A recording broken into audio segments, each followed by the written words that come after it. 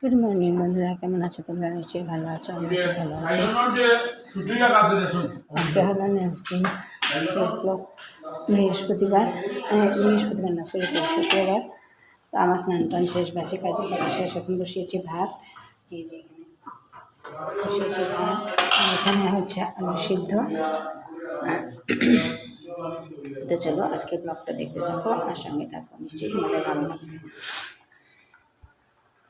আজকে ব্রেকফাস্টে খাচ্ছি রুটি, গুড় আর চা। মেয়েও খাচ্ছে রুটি আর আলুর চোখা। তো চলো ব্রেকফাস্ট করে নিই, তারপরে দুপুরে কি রান্না করছি নিশ্চয়ই তোমাদের সাথে শেয়ার করবো। তো চলো দেখতে থাকো, সঙ্গে থাকো। কী কী রান্না করছি দেখেন। আলু কেটেছি, ডুগি আলু দিয়ে করবো, মাছ দিয়ে ঝোল, ডুগি পাতা শাক, আর মাথা দিয়ে মাছের মাথা দিয়ে আলু দিয়ে ঘন্ট, বেগুন ভেজে করবো শাক। এই হচ্ছে লাঞ্চ অ্যান্ড ডিনার মেনু। তো চলো দেখতে থাকো আর সঙ্গে থাকো। আজকে অনেক দিন পরে রোদ্র উঠেছে।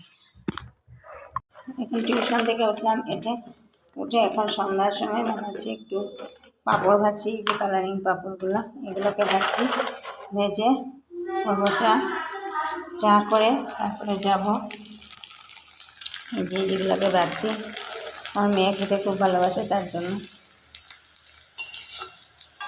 ভেজে দিই ওকে 4-5টা, আর আমিও খাবো। খেয়ে যাবো একটু বাজারে।